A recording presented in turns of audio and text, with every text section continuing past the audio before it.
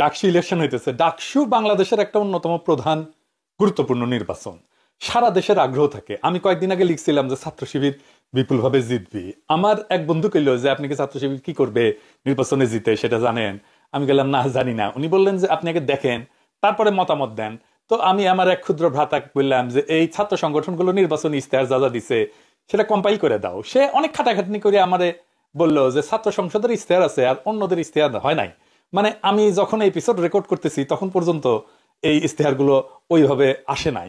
তখন কইলাম প্যানেলগুলোর VP candidate কি কি কইছে সেটা একটু কম্পাইল করে দাও।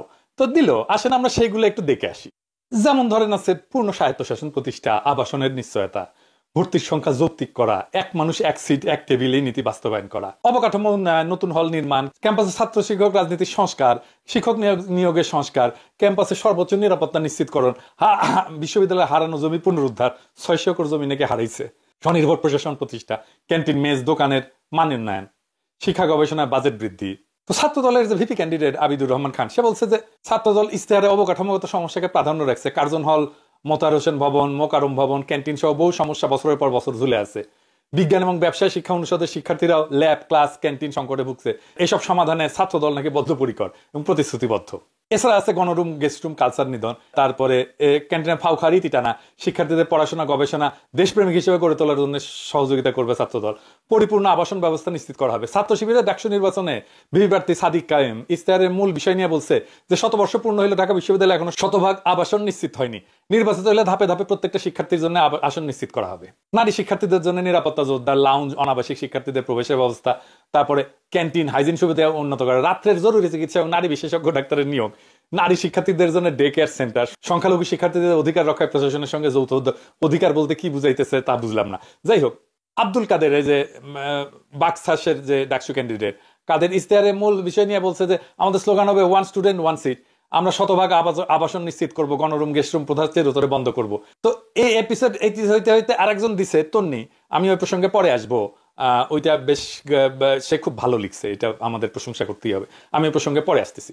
যাই হোক, আরো অন্যরা দিতে পারে, তবে আমার আলোচনাটা একটা জেনারেল আলোচনা। ঢাকা বিশ্ববিদ্যালয়ের ভবিষ্যৎ ছাত্র নেতৃত্বের কাছে প্রত্যাশা হিসাবে আমি নিজেও ছাত্র সংসদে ছিলাম, জিএস হিসাবে রাজশাহী মেডিকেল কলেজে ইলেকশন করছি, বিপুল ভোটে জিতছিলাম। যাই হোক, যদিও বিশ্ববিদ্যালয় না, তবু আমার সেই অভিজ্ঞতা তো আজকে আমি শেয়ার করতেই পারি। এই ডাকসু নির্বাচন এখনো পর্যন্ত জাতীয়ভাবে গুরুত্বপূর্ণ কিছুর কথা বলে নাই। তাই দেখতেছেন যে ডাকসু নির্বাচন নিয়ে জনগণের আগ্রহের পারদ ক্রমাগত কমতেছে। আসেন আগে দেখেন এই ছাত্র সংগঠনগুলোর দাবির দুর্বলতা নিয়ে। যে দাবিগুলো আমি কথা বললাম এগুলো জেনারেলি জাতীয় ইস্যুর সাথে, এমনকি বৃহত্তর ছাত্রদের ইস্যুর সাথে যুক্ত না। শুরু করি ছাত্র শিবির দিয়াই, কারণ ওদের সমালোচনা করলে ওরা নির্বোধের মতো ঝাঁপায় পড়ে না সমালোচনাকারীদের উপর। আবার অনেকে বলেন আমি শিবিরের সমালোচনা করি না, তো সমালোচনা কোটাটা পূরণ করে নি। সাদিক কায়েম বলছে যে রাতের জরুরি চিকিৎসা এবং নারী বিশেষজ্ঞ ডাক্তার নিয়োগ। সাদিক কায়েম, এটা কেন বললা তুমি? এটা অবান্তর এবং ফালতু দাবি। ঢাকা বিশ্ববিদ্যালয়ের বাউন্ডারি যেখানে শেষ হয়েছে তার সাথে বাংলাদেশের সেরা 3টে হাসপাতাল, PG, BIRDEM, Dhaka medical college. Dhaka medical কলেজের ছাত্র আর ছাত্রীদের যে হোস্টেল, ওইটা থেকে ঢাকা মেডিকেল কলেজের জরুরি বিভাগের যে দূরত্ব, তার চাইতে ঢাকা বিশ্ববিদ্যালয়ের অনেক ছাত্র হলের দূরত্ব কম। তাহলে কেন আলাদা করে বিশ্ববিদ্যালয়ের মধ্যে জরুরি সেবা লাগবে, বিশেষজ্ঞ চিকিৎসক লাগবে? এটা ফালতু দাবি না? ঢাকা বিশ্ববিদ্যালয়ের নিজস্ব চিকিৎসা সুবিধা আছে কিনা জানি না, থাকলেই 3টা হাসপাতালের সাথে চুক্তি করা উচিত ছাত্রছাত্রীদের চিকিৎসার জন্য। ডাকসুর দাবি তোলা উচিত সকল মেডিকেল কলেজ হাসপাতালে সম্ভব হইলে আলাদা ছাত্র ওয়ার্ড রাখো। সেইখানে কলেজ বিশ্ববিদ্যালয়ের ছাত্রছাত্রীদের নিখরচে চিকিৎসা দেওয়া হবে, উন্নত মানের খাবার দেওয়া হবে, বিশেষ পরিচ্ছন্নতা নিশ্চিত করা হবে। আবাসনের জন্য একই কথা, প্রত্যেক শিক্ষা প্রতিষ্ঠানের জন্য আলাদা আবাসনের ব্যবস্থা, এটা করা সম্ভব না। দরকার হইতেছে ছাত্রছাত্রীদের জন্য আলাদা টাউনশিপ, আলাদা কমন আবাসিক এলাকা গড়ে তোলা, যেখানে সব শিক্ষা প্রতিষ্ঠান থেকে ছাত্রছাত্রীরা থাকবে।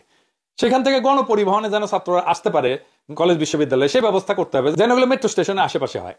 আমার শিক্ষা প্রতিষ্ঠানের মধ্যে আবাসন থাকতে হবে, এটা কোনো প্র্যাকটিক্যাল সমাধান না। প্যারিসের সরবনে, যেটি আমি পড়েছি, 55,000 ছাত্রছাত্রী পড়ে, নিজস্ব আবাসন নাই। ঢাকা বিশ্ববিদ্যালয়ে 40,000 ছাত্রছাত্রী নিয়ে হিমশিম খায়। তবে এটা সরকারকে করতে হবে, যে ছাত্রদের জন্য টাউনশিপ, সকল ছাত্রদের আবাসনের ব্যবস্থা করা সরকারের কাজ। কাজটা খুব এফিসিয়েন্টলি করা যায়, নন প্রফিট বেসিসে করা যায়। আর এটা নিয়ে ডাকসুর কিছু করার নাই। মানে ধরেন ঢাকা বিশ্ববিদ্যালয়ের টাকা নাই, সরকারের টাকা নাই, ডাকসু চিল্লাইলে হয়ে যাবে আবাসন সমস্যার সমাধান? কোনোদিন হবে না। বরং ডাকসু যেটা করতে পারে, চিল্লাইলে যেটা সম্ভব করে তুলতে পারে, সেটা তাদের নির্বাচনী ইশতেহারে দিতে পারে। কি কি সেটা? ঢাকা বিশ্ববিদ্যালয় সহ সকল বিশ্ববিদ্যালয়ের মূল সমস্যাটা কি বলেন তো? সমস্যাটা শিক্ষার, লেখাপড়া হয় না, শিক্ষকরা ক্লাস নেয় না, ধান্দা করে, কনসালটেন্সি করে, খ্যাপ মারতে যায়, যাদের শিক্ষক হওয়ার যোগ্যতা ছিল না তারা শিক্ষক হয়েছে, শুধু তাই না, শিক্ষকদের নেতাও হয়েছে। পাবলিক বিশ্ববিদ্যালয়ে 24% শিক্ষক অনুপস্থিত থাকে, খেপ মারে। তাহলে চিন্তা করেন কি পরিমাণে অপচয় হইতেছে। এই যে বিশ্ববিদ্যালয়ের শিক্ষক 16,399 জন, এর মধ্যে 8,800 জনই নিয়োগ হয়েছে আওয়ামী লীগ আমলে। তো রিজভী ভাই কয়েকদিন আগে খুব ভালো কথা বলছিলেন, দামি কথা। ঢাকা বিশ্ববিদ্যালয় ফ্যাসিবাদের প্রাণকেন্দ্রে পরিণত হয়েছিল। বণিক বার্তা একটা খুব ইন্টারেস্টিং রিপোর্ট হয়েছিল, শিরোনাম ছিল ফ্যাসিবাদী কাঠামো তৈরিতে মুখ্য ভূমিকায় ছিলেন ঢাকা বিশ্ববিদ্যালয়ের শিক্ষক এবং সাবেক শিক্ষার্থীরা। লিখতেছে যে 2009 থেকে 2017 সাল পর্যন্ত দায়িত্ব পালন করেন তিনি, মানে ওই যে আরেফিন। তার সময় ঢাকা বিশ্ববিদ্যালয়ের শিক্ষক নিয়োগের দলীয়করণ সহ ব্যাপক অনিয়মের অভিযোগ ওঠে। শিক্ষাগত যোগ্যতা শিথিল, ন্যূনতম যোগ্যতা পূরণ না করে শতাধিক শিক্ষককে নিয়োগ প্রদান করা হয়। বেশ কয়েকটা বিভাগে নিয়োগ বিজ্ঞপ্তি প্রকাশ না করে এবং পদের অতিরিক্ত সংখ্যক শিক্ষক নিয়োগ করা হয়। এইগুলা খুঁজে বের করতে হবে এরা কারা। এছাড়া বলতেছে যে এর আগে ঢাকা বিশ্ববিদ্যালয়ের শিক্ষক নিয়োগের ক্ষেত্রে মেধা তালিকায় স্থান পাওয়া শিক্ষার্থীরা গুরুত্ব পেলেও তার মেয়াদকালে মেধা তালিকায় থাকা শিক্ষার্থীদের বাদ দিয়ে ছাত্রলীগের পদধারীদের নিয়োগ দেওয়ার অভিযোগ ওঠে। এরা কারা এটা খুঁজে বের করতে হবে না? এরাই ক্লাস নিত না, এরাই ধান্দাবাজি করে বেড়াতো। তার মানে হাসিনার ফ্যাসিবাদের মূল মস্তিষ্ক ছিল ঢাকা বিশ্ববিদ্যালয়। সেইখানে যদি ফ্যাসিবাদ বিরোধী ছাত্ররা নির্বাচন করে, তাদের মূল রাজনৈতিক প্রতিশ্রুতি কি হওয়া উচিত? খুবই সিম্পল, বলেন কি হওয়া উচিত? ঢাকা বিশ্ববিদ্যালয়কে ফ্যাসিবাদ মুক্ত করা। কারো কর্মসূচি দেখছেন এটা নিয়ে? নাই। কারো কাছে নাই এই কর্মসূচি যে ঢাকা বিশ্ববিদ্যালয়ে যারা ফ্যাসিবাদের দোষর ছিল তাদের আইডেন্টিফাই করা হবে এবং তাদেরকে বিশ্ববিদ্যালয় থেকে খেদানো হবে। অযোগ্য ছাত্রলীগ থেকে নিয়োগ পাওয়া শিক্ষক কারা তাদের আইডেন্টিফাই করা হবে এবং তাদের পাশায় লাথি দিয়ে বের করে দেওয়া হবে। তারপরে আর কখনো যেন অযোগ্যরা শিক্ষক হইতে না পারে সে ব্যবস্থা করতে হবে। সেটা ওই ডাকসু নির্বাচনে স্তরেই হইতে পারে। কি সেটা? বিশ্ববিদ্যালয়ের শিক্ষকদের মূল্যায়নে ছাত্রদের কোনো ভূমিকা নেই, শিক্ষকদের মূল্যায়নে ছাত্রদের ভূমিকা থাকতে হবে। তাইলে শিক্ষকরা ছাত্রদের উপরে অনৈতিক চাপ প্রয়োগ করতে পারবে না, আবার অযোগ্যরা শিক্ষক হিসেবে চাকরি পাবে না। গবেষণা তহবিল বাড়ানোর কথা বলছে অনেক প্যানেলে। গবেষণা তহবিল কার আনার কথা? অধ্যাপকের আর তার টিমের, তাই না? ঢাকা বিশ্ববিদ্যালয়ে গবেষণা তহবিল করে চিল্লায়। এদিকে দেখেন ব্র্যাক ইউনিভার্সিটি, বিশেষ করে James P Grant school of public health এবং centre for climate change and environmental research আন্তর্জাতিক গবেষণা প্রকল্পে সক্রিয় প্রচুর ফান্ড পায় তারা, ব্র্যাক ইউনিভার্সিটি, আর ঢাকা বিশ্ববিদ্যালয় পায় না। এই যে সানজিদ আহমেদ তন্নি, আমরা তো সবাই চিনি, আমরা খুব পছন্দ করি তাকে। এই তন্নি খুব চমৎকার একটা ইস্তেহার দিছে। আমি এটা নিয়ে ডিটেলে যাব না, ভালো ইস্তেহার দিছে। যদিও সে বলছে যে গবেষণার বরাদ্দ বাড়াইতে হবে, তবে এইখানে একটা গুরুত্বপূর্ণ কথা বলছে সে, যে বিশ্ববিদ্যালয়ের আইডি ব্যবহার করে এলসেভায়ার, স্প্রিঙ্গার, নেচার, ওয়াইলি, টেইলার এবং ফ্রান্সিস, তারপর সেই স্টেজ জেস্টার, স্কুপাস, এই সমস্ততে ডেটাবেজে অ্যাক্সেস সহজলভ্য করা। এই জায়গাটা একটু বলে রাখি যে এখানে ডিওআই দিয়ে সার্চ দিলে 95% আর্টিকেল ডাউনলোড করা যাবে, ফুল আর্টিকেল। অনেক ব্যয় সাশ্রয়ী সিস্টেম আছে যদি সত্যিই আমি আর্টিকেল চাই। তবে যেটা দরকার তন্নির ইয়েতে নাই, সেটা হচ্ছে ঢাকা বিশ্ববিদ্যালয়ের টার্নিটিন দরকার। এটা এমন একটা মেশিন যে কেউ কোথাও কিছু লিখেছে কিনা সেটা মুহূর্তে ধরে ফেলা যায়, মানে কেউ চুরি করে গবেষণা কাজ করলো কিনা। এটা ছাড়া কিন্তু গবেষণা হয় না। 2021 সালে ইউজিসি এটা কেনার সিদ্ধান্ত নিয়েছে, আজও পর্যন্ত এটা কেনা হয় নাই। দেখে অনেক কিছু করা হয়েছে, এটা কেনা হয় না। গবেষণায় যে কি পরিমাণে চৌর্যবৃত্তি হয় তার কোনো হিসাব নাই বাংলাদেশে। ফুকন লেখা থেকে চুরি করে রিসার্চ পেপার লিখেছিল।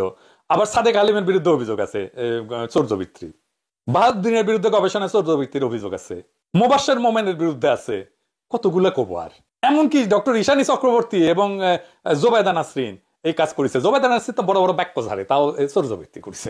চিন্তা করেন, সেকুলার তো তাই সব জায়গা থেকে চুরি করতে করতে অভ্যাস হয়ে গেছে। 2022 সালে ফার্মেসি ডিপার্টমেন্টের আবুল কালাম লুৎফুল কবিরের পিএইচডি ডিগ্রি বাতিল করা হয়েছিল চৌর্যবৃত্তির অভিযোগ প্রমাণিত হয়। ইসলামের ইতিহাস সংস্কৃতি বিভাগের 2 শিক্ষকের ডক্টরেট ডিগ্রি বাতিল হয়েছে। ঢাকা সঙ্গীত বিভাগের অধ্যাপক মহসিনা আক্তার খানমের ছিল নজরুল সঙ্গীতের রাগের ব্যবহার, এটাও চৌর্যবৃত্তি করে কথা। তারপরে জাতীয় শিক্ষা ব্যবস্থাপনা একাডেমি নাইমের সাবেক মহাপরিচালক অধ্যাপক ইফফাতারা নার্গিসের এই অভিযোগের মাধ্যমে জানা যায় যে তার থিসিসের যে গ্রন্থরূপ সেখানে 280 পৃষ্ঠার মধ্যে 169 পৃষ্ঠায় তার লেখা না। তারপরে 2013 সালে রাষ্ট্রবিজ্ঞানের প্রভাষক মোহাম্মদ নুরুদ্দিনের পিএইচডি ডিগ্রি প্রত্যাহার করছে ঢাকা বিশ্ববিদ্যালয় কর্তৃপক্ষ এই চৌর্যবৃত্তির কারণে। আবার ফার্সি ভাষা এবং সাহিত্য বিভাগের চেয়ারম্যান অধ্যাপক ডক্টর মোহাম্মদ বাহাউদ্দিনের বিরুদ্ধে এমফিল পিএইচডি থিসিসে চৌর্যবৃত্তির অভিযোগ করছিল 2020 সালে। ঢাকা বিশ্ববিদ্যালয় ফ্যাসিবাদ মুক্ত না হলে বাংলাদেশ থেকে ফ্যাসিবাদ মুক্ত করতে পারবেন না। আওয়ামী বামেরা ঢাকা বিশ্ববিদ্যালয়কে রক্ষা করছে যেন ঢাকা বিশ্ববিদ্যালয় মাদ্রাসা ব্যাকগ্রাউন্ড থেকে কেউ না আসতে পারে, ইসলামপন্থীরা যেন না ঢুকতে পারে, নন সেকুলার নন প্রগতিশীল কেউ যেন ঢুকতে না পারে, শিক্ষকতা করতে না পারে। এমনকি সলিমুল্লাহ খানের এখানে চাকরি হয়নি। এভাবেই সে তার তালুকদারি রক্ষা করছে। হাসিনা আর লীগের মাজা যদি ভেঙে দেওয়া দিতে হয় তাহলে ঢাকা বিশ্ববিদ্যালয়ের সকল আওয়ামী সিপিবি বাকশালীদের পাছায় লাথি দিয়ে বের করে দিতে হবে। আপনি দেখবেন বাংলাদেশ ক্লিয়ার হয়ে গেছে। ডাকসুর ইশতেহার যদি শুধু হোস্টেল ক্যান্টিন নিয়ে থাকে তাহলে তার সাধারণ ছাত্রদের চোখে লোকাল ম্যানেজমেন্ট ছাড়া আর কিছু না। কিন্তু যদি ফ্যাসিবাদ বিরোধী শিক্ষা সংস্কার, গবেষণা সততা এবং জাতীয় ইস্যুকে সংযুক্ত করে তাহলে ডাকসু আবারও জাতীয় রাজনীতির বিকল্প কেন্দ্র হয়ে উঠতে পারে এবং যেই প্যানেল এইটা নেবে, এই কর্মসূচি নেবে, এই ইশতেহার নেবে, সেই প্যানেলই জিতবে, আমি লিখে দিতে পারি আজকে। তাহলে ডাকসুর বিকল্প ইস্তেহার কি হইতে পারে? আসেন সেটা একটু দেখি। স্লোগান হইতে পারে ফ্যাসিবাদ মুক্ত শিক্ষা বান্ধব গবেষণা নির্ভর ভবিষ্যতের পথে। ফ্যাসিবিরোধী এজেন্ডা কি হইতে পারে? ঢাকা বিশ্ববিদ্যালয়কে ফ্যাসিবাদের প্রাণকেন্দ্র থেকে মুক্ত করা, অযোগ্যভাবে নিয়োগ পদ, দলীয় শিক্ষক এবং কর্মচারীদের তালিকা প্রকাশ এবং অপসারণ, অতীতে গেস্টরুম সহিংস রাজনীতির সাথে জড়িতদের ব্ল্যাকলিস্ট তৈরি করা, শাস্তি দেওয়া, প্রয়োজনে তাদের ডিগ্রি বাতিল করা এবং ওয়েবসাইটে স্থায়ীভাবে তাদের নাম থাকবে। 2 নাম্বার, শিক্ষা এবং শিক্ষকতার যে সংস্কার, প্রত্যেক সেমিস্টার শেষে শিক্ষক মূল্যায়নে শিক্ষার্থীর অংশগ্রহণ বাধ্যতামূলক করা, ক্লাস না নিলে বা সিলেবাস কভার না করলে শিক্ষকদের বিরুদ্ধে ব্যবস্থা গ্রহণ করা, বিশ্ববিদ্যালয়ে টার্নিটিন বা অ্যান্টি প্লাজারিজম সফটওয়্যার চালু করা, শিক্ষক হবেন তারা যারা যোগ্য, দলীয় পরিচয় না, মেধা এবং যোগ্যতার নিয়োগ, এটা নিশ্চিত করা। ডাকসু যেটা করতে পারে সেটা হইতেছে একটা অ্যালামনাই ফান্ড। ঢাকা বিশ্ববিদ্যালয়ের অ্যালামনাই সারা দুনিয়াতে কতগুলো ভালো ভালো জায়গায় আছে। আন্তর্জাতিক সহযোগিতায় ঢাকা বিশ্ববিদ্যালয় ইনোভেশন ট্রাস্ট তৈরি করতে পারে ডাকসু। এখান থেকে গবেষণা একটা ভালো ফান্ড চলে আসতে পারে। এইটা ডাকসু যদি ম্যানেজ করে তাহলে একটা দুর্দান্ত কাজ হবে। শিক্ষার্থী কল্যাণের জন্য পৃথক হোস্টেল হল বা না, জাতীয় স্টুডেন্ট টাউনশিপ গড়ে তোলা এবং গণপরিবহনের মাধ্যমে যাতায়াতের সুযোগ তৈরি করা, ঢাকা মেডিকেল বার্ড এমপিজি হাসপাতালের সঙ্গে চুক্তি করে বিশ্ববিদ্যালয়ের শিক্ষার্থীদের জন্য আলাদা স্টুডেন্ট ওয়ার্ড চালু করা, স্বচ্ছতা এবং সুশাসনের জন্য ডিজিটাল ডাকসু করা যেতে পারে। সব ধরনের আয় ব্যয় কার্যক্রম অনলাইনে প্রকাশ করে দেবে। এমনকি ঢাকা বিশ্ববিদ্যালয়ের আয় ব্যয় এটা অনলাইনে প্রকাশ করে দিতে হবে। বাজেটের যে অগ্রাধিকার ঢাকা বিশ্ববিদ্যালয় সেটা নির্ধারণে পার্টিসিপেটরি বাজেটিং করতে হবে ঢাকা বিশ্ববিদ্যালয়ে, ছাত্রদের ভোটে সিদ্ধান্ত হবে। এবং কর্মসংস্থানের জন্য সরকারকে বাধ্য করা, সরকারি এবং বেসরকারি খাতে স্টুডেন্ট ইন্টার্নশিপ প্রোগ্রাম চালু করতে হবে। এখান থেকেই এমপ্লয়মেন্ট অপরচুনিটি তৈরি হবে। মূল স্লোগান কি হতে পারে? ঢাকা বিশ্ববিদ্যালয়কে ফ্যাসিবাদ মুক্ত করো, শিক্ষার স্বাধীনতা ফিরিয়ে আনো। ডাকসু যদি শুধু ক্যান্টিন হল ঘিরে থাকে তবে সেটা হিসাবের খাতা, কিন্তু যদি ডাকসু ফ্যাসিবাদকে চ্যালেঞ্জ করে, শিক্ষা গবেষণার সততার লড়াই শুরু করে, তাহলে ঢাকা বিশ্ববিদ্যালয় আবার জাতির নেতৃত্ব দেবে। ঢাকা বিশ্ববিদ্যালয়কে ফ্যাসিবাদ মুক্ত করে শিক্ষার স্বাধীনতা ফিরে আনা যদি কারো ইস্তেহার হয়, সেই প্যানেল জিতবে, সেটা এখন যেই অবস্থাতেই থাকুক। এই কয়দিনের মধ্যেই তারা দেখবেন ঢাকা বিশ্ববিদ্যালয়ের ছাত্রদের সবার সাপোর্ট সমর্থন এটা নিয়ে আসতে পারবে। এই ডাকসু দাঁড়াইতে পারলে বাংলাদেশ দাঁড়াবে। এই ইস্তেহারের ভিত্তিতে ডাকসু দাঁড়াইতে পারলে বাংলাদেশ দাঁড়ায় যাবে, না হলে ইতিহাসের আর্কাইভে থেকে যাবে শুধু এক হারানো সম্ভাবনা। এখন সিদ্ধান্ত ছাত্রদের হাতে, সিদ্ধান্ত সমস্ত ছাত্র সংগঠনের হাতে, সমস্ত প্যানেলের হাতে। তারা কি এই ইস্তেহার নেবে? আর ছাত্ররা তারা কি শুধু আসনের জন্য ভোট দেবে নাকি একটা মুক্ত ভবিষ্যতের জন্য ভোট দেবে?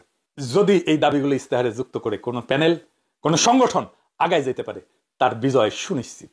আমি সবার জন্য শুভকামনা জানাই। যেই আসুক এই ইস্তেহার নিয়ে তাদের জন্য শুভকামনা জানাই এবং আশা করি আগামী ডাকসু বাংলাদেশের নেতৃত্ব দেবে, শুধু ঢাকা বিশ্ববিদ্যালয়ের না। ইনকিলাব জিন্দাবাদ।